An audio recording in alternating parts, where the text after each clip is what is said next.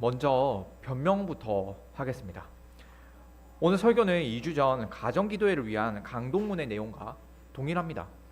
이 내용을 다시 설교하게 된 이유는 함께 기도회를 하던 아내가 무슨 내용인지 이해가 되지 않는다고 했기 때문입니다. 가만 생각해보니 다른 분들도 그 강동문의 내용만으로는 무슨 말인지 이해가 되지 않았을 거라는 생각이 들었습니다. 물론 잘 이해되신 분들도 있겠지만 많은 내용을 짧게 압축시켜 놓다 보니 전달이 온전하지 않았을 거라 봅니다.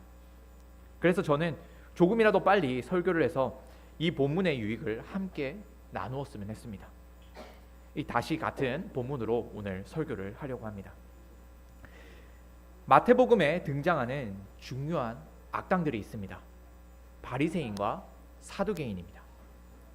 다른 복음서와 달리 마태복음에서는 이 둘이 함께 등장하면서 예수님을 대적하는 장면들이 많이 그려지고 있습니다. 오늘 본문과 평행 본문인 마가복음 8장을 보면 바리새인과 사두개인의 누룩이 아니라 바리새인과 헤롯의 누룩이라고 나옵니다. 마가복음 8장 15절입니다. 예수께서 경고하여 이르시되 삼가 바리새인들의 누룩과 헤롯의 누룩을 주의하라 하시니. 반면 오늘 본문에서는 다르게 말씀합니다. 본문 6절입니다. 예수께서 이르시되 삼가 바리새인과 사두개인들의 누룩을 주의하라 하시니.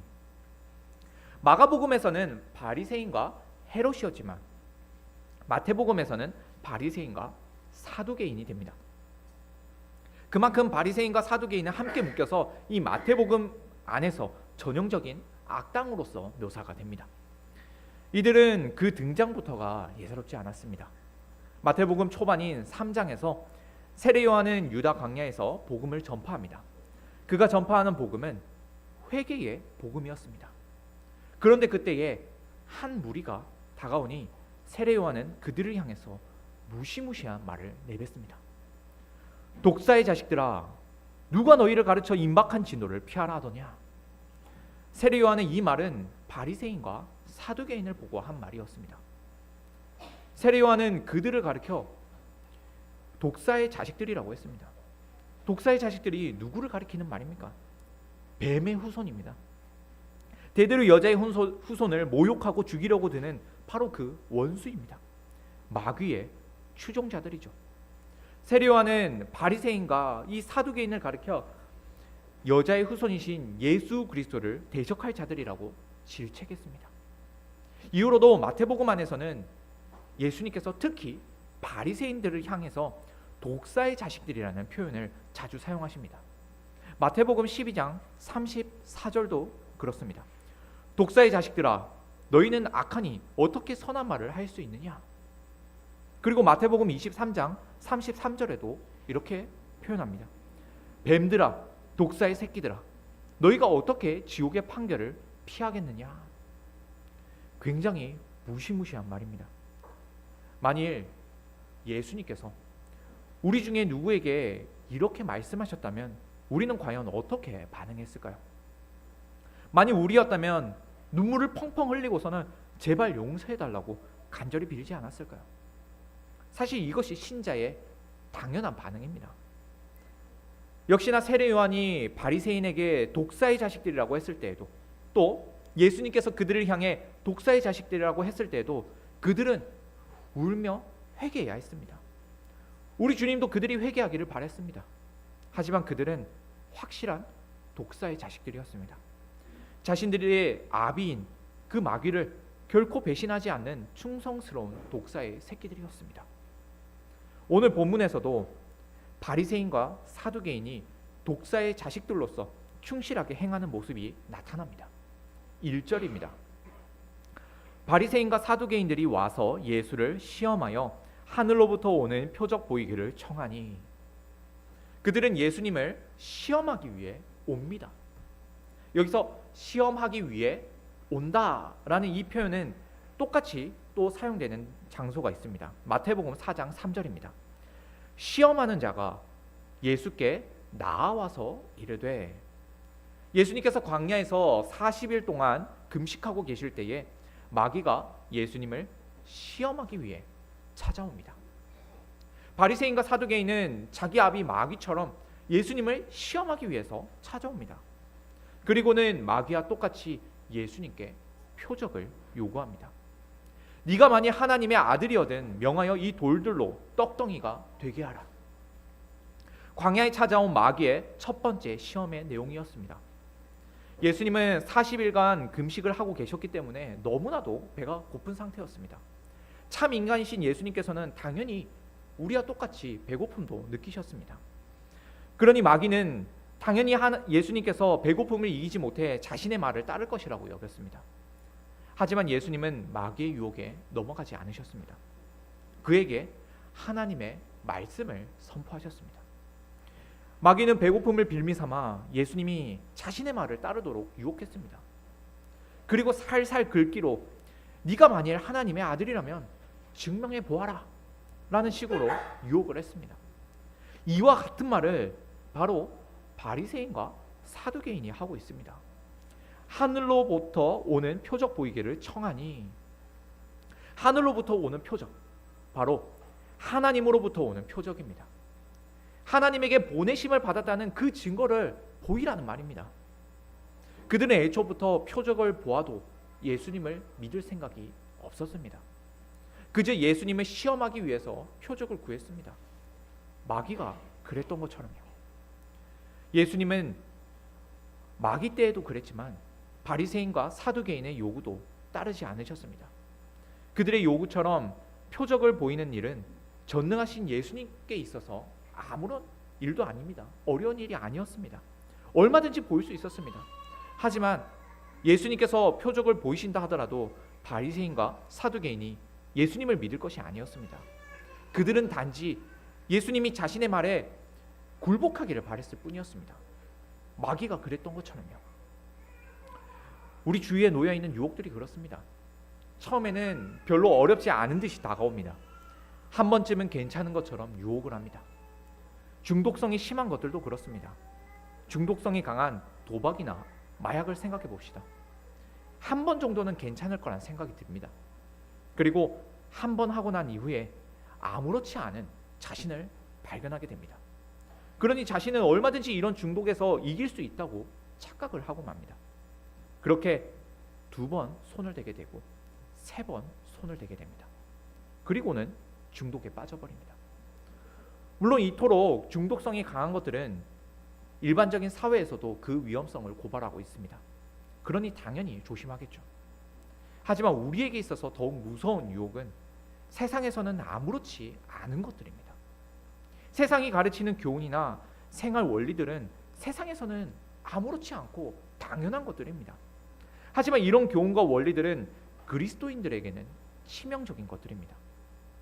하나님의 말씀에서 멀어지게 만들어 세상에 빠져버리게 만듭니다. 예를 들어서 한 학생이 시험 기간이라고 해서 예배에 빠졌습니다. 한 번쯤은 마음이 너무 힘들어서 그럴 수도 있겠죠. 교회를 다니지 않는 다른 학생들을 보면 누구나가 다 일요일에도 공부를 하니까요. 하지만 이렇게 한 번 빠져보면 2번 빠지기가 쉽습니다. 그리고 어른이 되어서도 바쁜 일이 생기면 예배에 빠지는 것을 당연하게 여깁니다. 내가 바쁘고 곤란하면 예배를 얼마든지 빠질 수 있는 것이라고 여깁니다. 내 삶에서 예배가 뒷전이 되고 맙니다. 여유롭고 별일이 없을 때에만 예배를 드립니다. 그렇게 차츰차츰 신앙에서 멀어지게 됩니다. 예수님은 바리새인과 사두개인의 헛된 요구에 이렇게 대응하십니다. 너희가 저녁에 하늘이 붉으면 날이 좋겠다 하고 아침에 하늘이 붉고 흐리면 오늘은 날이 굳겠다 하나니 너희가 날씨는 분별할 줄 알면서 시대의 표적은 분별할 수 없느냐. 악하고 음란한 세대가 표적을 구하나 요나의 표적밖에는 보여줄 표적이 없느니라. 예수님은 그들에게 진리로 대응하셨습니다. 하늘의 변화로 날씨를 예측하는 건 일반적인 진리입니다. 모든 사람들이 관측 가능한 창조의 질서입니다. 이런 일반적인 진리 역시도 하나님께서 보여주시는 일종의 표적입니다. 날씨의 변화도 또 이 창조의 질서도 모두 하나님께서 운영하신다는 걸 보여주는 사인입니다. 예수님이 이러한 일반적인 진리, 진리를 통해서 이들을 대응하셨습니다. 그리고 이 일반적인 진리에 이어서 특별한 진리를 말씀하십니다. 그건 하나님께서 특별하게 계시하신 표적입니다. 여기서는 요나의 표적으로 나타납니다. 사실 바리새인들은 이번만 예수님께 표적을 구했던 것이 아니었습니다. 앞서 마태복음 12장에서도 바리새인은 예수님께 표적을 구했습니다. 그때에도 예수님은 똑같이 말씀하셨습니다. 마태복음 12장 39절입니다. 악하고 음란한 세대가 표적을 구하나 선지자 요나의 표적밖에는 보일 표적이 없느니라. 과연 이 요나의 표적이 무엇이기에 예수님은 요나의 표적밖에는 보일 표적이 없다고 하시는 걸까요? 요나는 큰 물고기 뱃속에 사흘간 있다가 나옵니다. 마찬가지로 예수님께서도 사흘 동안 땅속에 있다가 나오실 겁니다. 예수님의 죽음과 부활이 이미 이 요나의 표적을 통해서 예고되었습니다. 이어지는 마태복음 12장 40절의 내용이 이렇습니다. 요나가 밤낮 사흘 동안 큰 물고기 뱃속에 있었던 것 같이 인자도 밤낮 사흘 동안 땅속에 있으리라. 예수님의 요나의 표적을 말씀하십니다. 이 부활이라는 당신께서 하나님의 아들로서 이루실 크고 위대한 성취를 이 요나의 표적을 통해서 이미 보이셨다고 말씀하십니다. 그리고 이어서 41절입니다.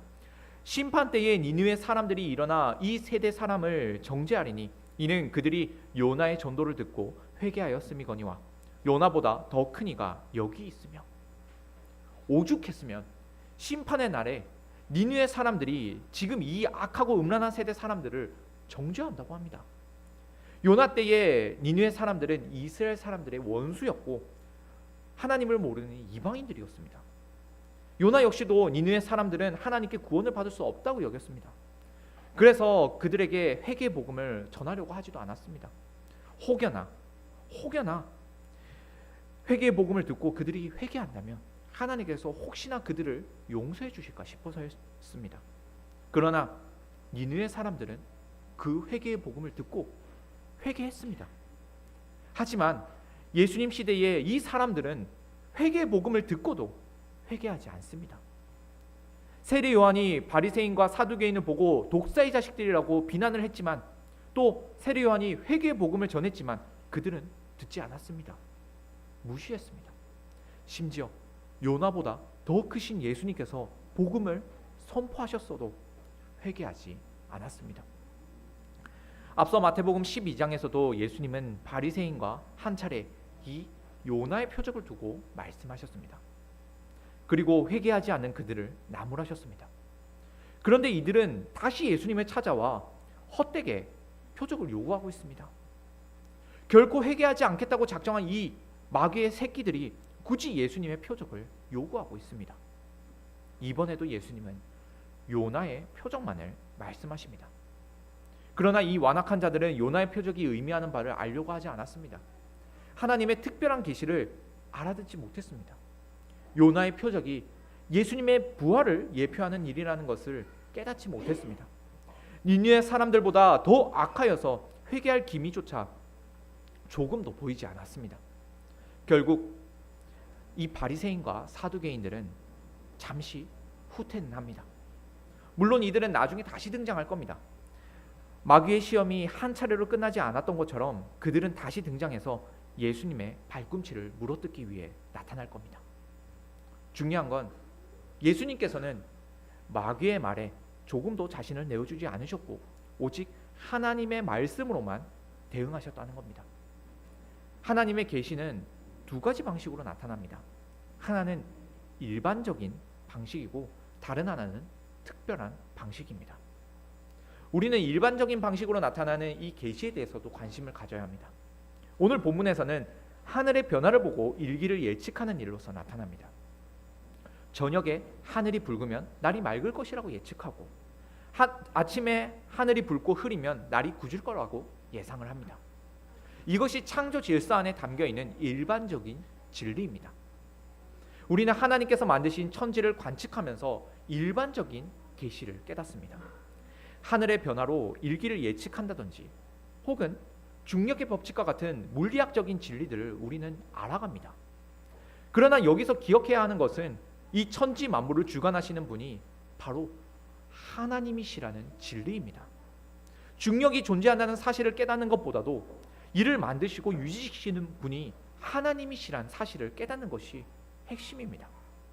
그러나 특별한 계시인 성경을 깨닫지 못한다면 이러한 일반적인 계시를 통해서 하나님을 참으로 발견할 수 없습니다. 바리새인과 사두개인은 요나의 표적은 알고는 있었습니다. 그러나 이를 통해서 하나님의 참된 뜻을 깨닫지는 못했습니다. 요나보다 더 크신 예수님을 보고도 하나님의 아들이란 사실을 알아보지 못했습니다. 이 계시를 주신 분이 하나님이신 줄 믿지를 못하는데 하늘로부터 오는 표적을 보는 것이 무슨 소용이 있겠습니까? 천체의 신비를 아무리 목도해도, 자연의 선비를 아무리 연구해 보아도 그 안에서 하나님의 참된 뜻을 발견하지 못하는데 무슨 의미가 있겠습니까? 바리새인과 사두개인은 하늘의 변화는 예측했지만 그 하늘을 지으시고 보존하시는 하나님의 참뜻은 발견하지 못했습니다. 자신들의 눈앞에 있는 하나님의 아들도 알아보지 못했습니다. 도리어 하늘에 계신 하나님께서 보내신 예수님을 시험하고 대적하는 그 반대의 입장에 서 있었습니다. 예수님이 이렇게 진리를 대적하는 자들을 오직 진리로만 대응하셨습니다. 이제 바리새인과 사두개인이 떠나가고 예수님의 제자들이 예수님께서 계신 곳으로 왔습니다. 오늘 본문 이전에 예수님은 칠병이어의 기적을 보이셨고 그 자리를 떠나셨습니다. 예수님께서 먼저 강 건너편으로 가셨고 이어서 제자들이 따라온 겁니다. 예수님은 떡 7개와 물고기 2마리로 4,000명의 사람들을 먹이셨습니다. 그리고 7광줄이나 남았습니다. 그런데 제자들은 그 많은 먹을 것들 중에서 아무것도 챙겨오지 못했습니다. 제자들은 떡을 챙겨오지 않은 그 일로 인해서 근심하기 시작했습니다. 예수님은 그런 제자들에게 말씀하십니다. 삼가 바리새인과 사두개인들의 누룩을 주의하라. 제자들이 한참 떡 때문에 고민을 하고 있으니 예수님께서 하시는 그 말씀도 떡 때문인 줄로 여겼습니다. 우리말로는 떡이라고 번역을 했지만 사실 빵이죠. 이 빵을 부풀게 하기 위해서는 누룩이 필요합니다. 그래서 제자들은 빵과 누룩을 연관지어서 예수님께서 하시는 이 말씀도 먹을 것에 대한 문제로만 생각을 했습니다. 그래서 제자들은 서로 이렇게 웅성거립니다. 우리가 떡을 가져오지 아니하였도다. 그들은 예수님께서 떡을 가지고 오지 않은 일 때문에 자신들에게 그런 말씀을 하시는 줄로 여겼습니다. 한번 떡에 꽂히니 예수님께서 하시는 말씀의 의미를 도무지 깨닫지 못했습니다. 이 떡의 문제는 마귀의 첫 번째 시험의 내용이기도 했습니다. 마귀는 40일 동안 금식하신 예수님께 찾아와서 이렇게 유혹했습니다. 네가 만일 하나님의 아들이여든 명하여 이 돌들로 떡덩이가 되게 하라. 참 인간이신 예수님은 당연히 배가 고프셨지만 이런 마귀의 요구에 따르지 않으셨습니다. 예수님을 움직이는 건 오직 하나님의 말씀이었습니다. 기록되었으되 사람이 떡으로만 살 것이 아니요 하나님의 입으로부터 나오는 모든 말씀으로 살 것이라 하였느니라. 그렇습니다. 하나님의 사람은 떡으로만 살 것이 아니라 하나님의 입에서 나오는 모든 말씀으로 살아갑니다. 제자들도 그래야 했습니다. 오병이의 기적도 보았고 칠병이어의 기적도 보았습니다. 심지어 이때는 칠병이어의 기적이 있은 바로 직후의 일입니다. 그러니 제자들은 이런 기적을 일으키시는 예수님이 바로 하늘의 떡을 주시는 하나님의 아들이란 사실을 믿어야 했습니다. 그러나 이들은 지금 떡에 관심을 빼앗기고 말았습니다. 앞서 바리새인과 사두개인은 칠병이어의 기적을 보이신 직후에 예수님께 또 다른 표적을 요구했습니다. 이들이 바라는 것은 그저 표적이었습니다. 표적이 가리키고 있는 실체가 아니라 표적 그 자체만을 요구했습니다. 표적은 말 그대로 표적일 뿐입니다. 표 자체가 실체일 수는 없습니다. 예를 들어서 안내판에 여기가 부산역입니다 라는 표시가 있습니다. 표시에 여기가 부산역입니다 라고 쓰여 있다고 해서 그 표시 자체가, 그 안내판이 부산역이 될 수는 없습니다. 표는 표일 뿐입니다. 표는 실체를 가리키는 안내판의 역할만 할 뿐입니다. 표적이 그렇습니다. 표적은 기적의 모습을 하고서 찾아오기도 합니다. 그래서 그 표적을 보면 그 표적을 보는 것만으로도 신기하고 놀랍습니다. 그것을 보는 것만으로도 관심이 갑니다. 주목하게 됩니다. 하지만 표적을 보고 그 표적을 믿는다고 해서 구원을 받는 것이 아닙니다. 표적이 가리키는 실체를 보고 믿어야 합니다. 하늘에서 온 표적들은 실체이신 하나님을 가리키고 있습니다. 하나님께서 온 만유를 다스리신다는 사실을 드러냅니다. 하늘이 언제 붉어지냐에 따라서 날씨가 달라질 수 있는 것도 하나님께서 그 하늘을 다스리고 계시기 때문입니다. 일기가 변하는 표적도 결국 하나님을 가리키고 있습니다. 오병이어와 칠병이어가 가리키는 표적도 누구겠습니까? 바로 하나님이신 예수님입니다. 바로 이 예수님이 하나님의 아들이라는 사실을 이 표적들이 드러내고 있습니다. 요나의 표적도 마찬가지입니다. 요나의 표적이 가리키는 것은 오실 그리스도께서 부활하실 것과 또 그 복음을 듣고 회개하는 자마다 구원을 받는다는 사실입니다. 그런데 지금 제자들은 다른 곳에 정신이 팔려 있습니다. 표적이 가리키는 실체가 아니라 다른 엉뚱한 것에 한눈을 팔고 있습니다. 만일 마귀가 제자들을 시험했다면 그들은 배고픔을 이기지 못해서 유혹에 곧바로 넘어갔을지도 모릅니다. 그래서 예수님은 마귀의 자식들인 이 바리새인과 사두개인의 가르침을 조심하라고 제자들에게 경고를 하고 있습니다.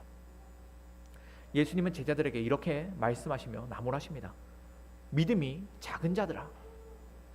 참 답답합니다. 예수님께서 떡 5개로 5,000명을 먹이셨고 또 떡 7개로 4,000명이 넘는 사람들을 먹이신 것을 제자들도 보았고 알고 있습니다. 그런데 어찌 떡 때문에 고민을 하고 있을까요? 예수님은 말씀하십니다. 어찌 내 말한 것이 떡에 관함이 아닌 줄을 깨닫지 못하느냐? 오직 바리새인과 사두개인들의 누룩을 주의하라. 이 말씀을 듣고서야 제자들은 깨닫습니다. 누룩을 조심하라는 것이 떡의 누룩이 아니라 바리새인과 사두개인들의 교훈을 조심하라는 것임을요. 물론 예수님은 제자들을 나무라셨습니다. 질책하셨습니다. 그러나 그들에게 믿음이 없다고 하지 않으셨습니다. 믿음이 작다고 하십니다. 제자들은 믿음이 작아서 유혹에 쉽게 흔들릴 수도 있고 거짓 교훈을 제대로 분별하지 못할 수도 있습니다. 그러나 그들에게는 작지만 믿음이 있었습니다. 그렇기에 그들은 예수님의 말씀을 듣고 깨달을 수 있었습니다. 결국 거짓 교훈을 물리치고 진리를 깨닫게 하는 것은 오직 하나님의 말씀밖에는 없습니다. 그리고 그 말씀을 듣고 믿는 믿음이 있어야 합니다. 비록 믿음이 작다 하더라도 하나님의 말씀을 끊임없이 들을 때에 믿음은 자라나게 됩니다. 더욱 강해집니다. 하지만 때때로 거짓된 가르침에 눈이 멀게 되면 참된 하나님의 말씀이 귀에 들어오지 않을 수가 있습니다. 바리새인과 사두개인의 누룩에 취해버린 겁니다. 독사의 자식들이 내뱉는 교훈들은 달콤합니다. 이 교훈들을 따르면 훨씬 윤택하게 살 수 있을 것 같고 사람들에게 더욱 칭찬을 들을 수 있을 것만 같습니다.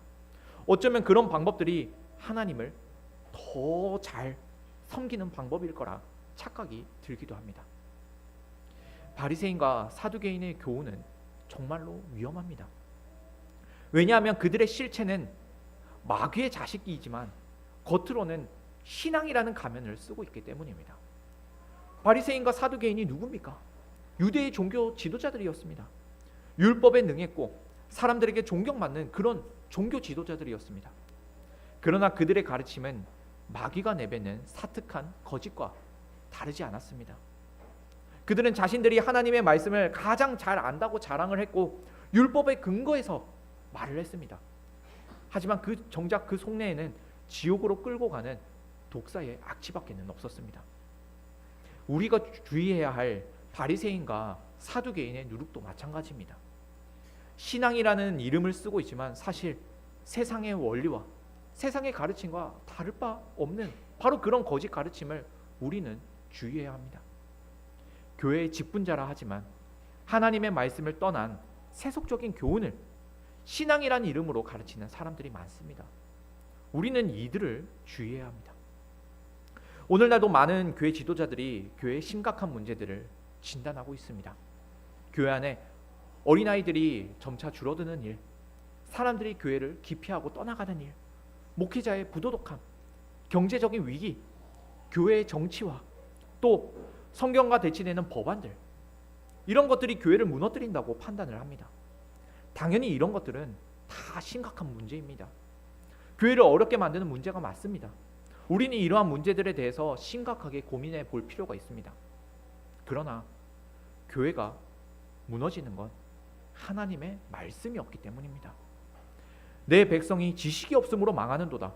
네가 지식을 버렸으니 나도 너를 버려 내 제사장이 되지 못하게 할 것이요 네가 내 하나님 율법을 잊었으니 나도 내 자식들을 잊어버리리라.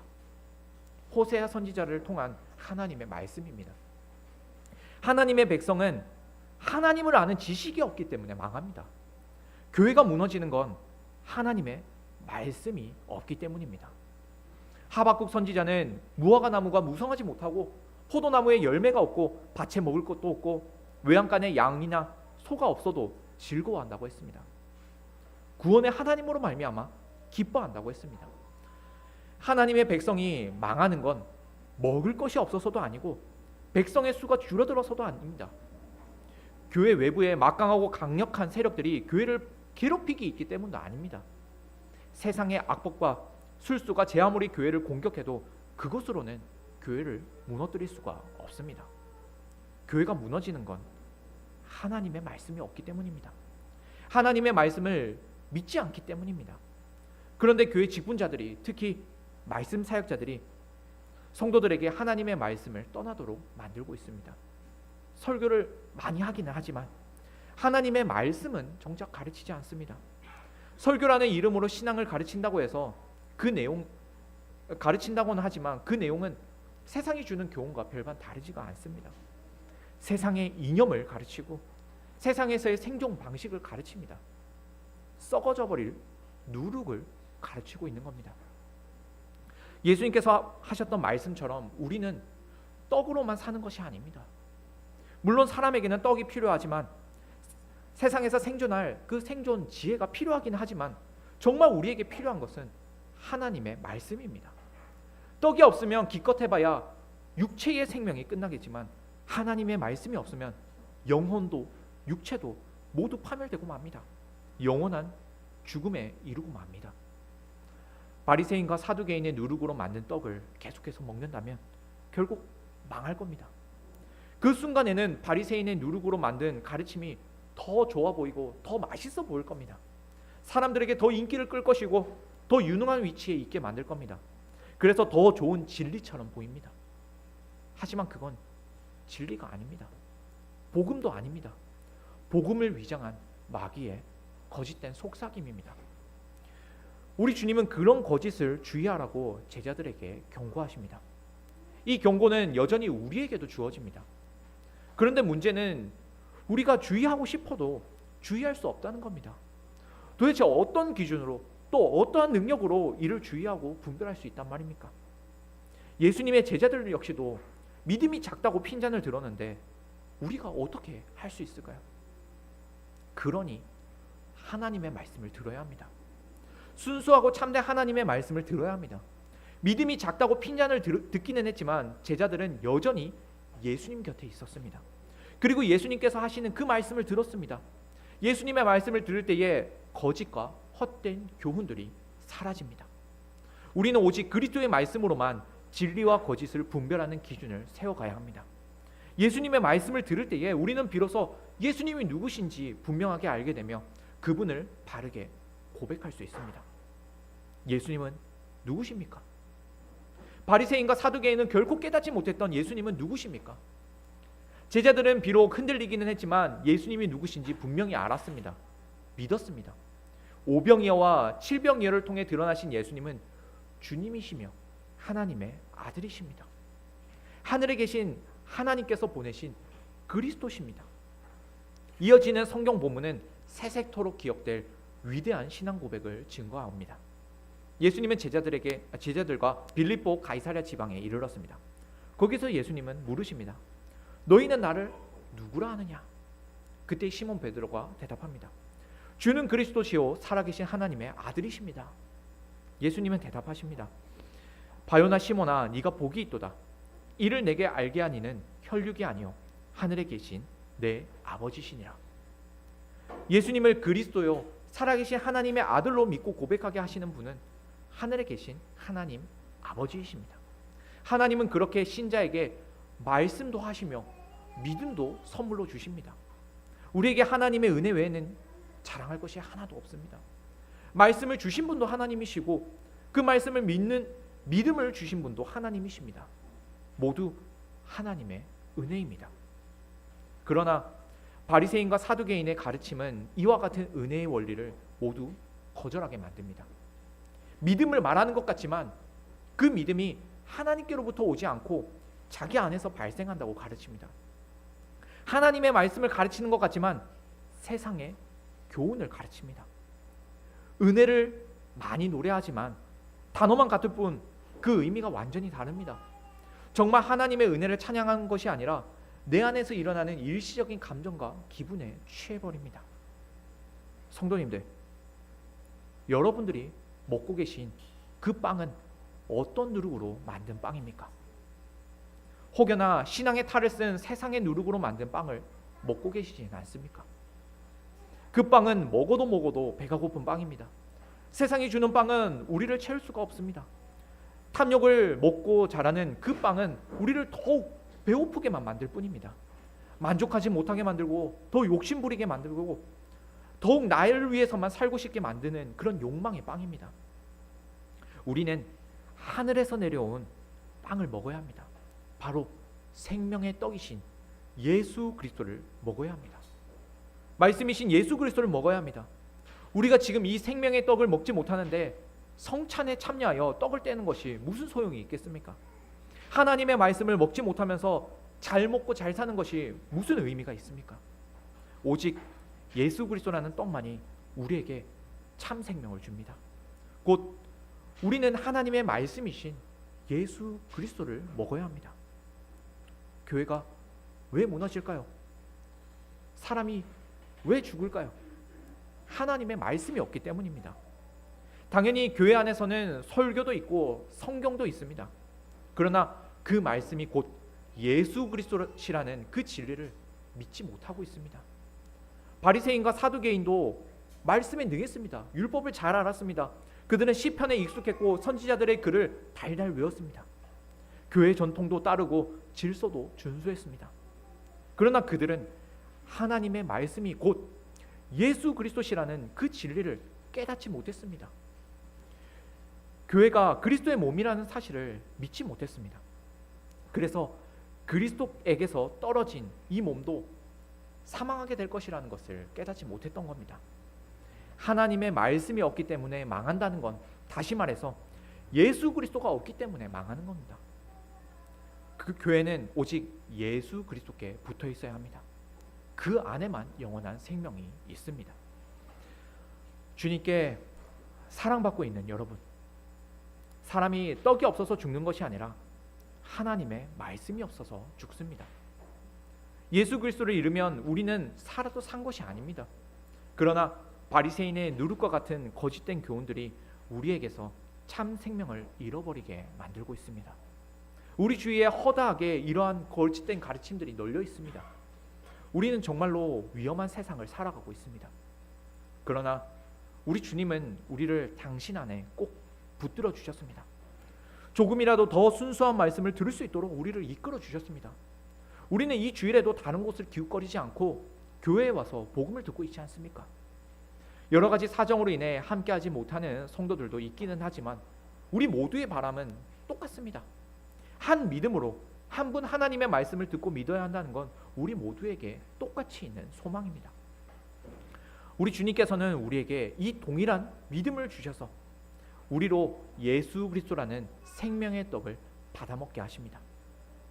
우리는 이 생명의 떡에 길들여져서 바리새인의 누룩이 들어간 상한 떡을 쉽게 구별할 수 있어야 할 것입니다. 오늘도 역시 성찬상에서 베풀어지는 떡과 잔을 먹고 마심으로써 더욱 생명의 떡에만 친숙해지는 성도들이 됩시다.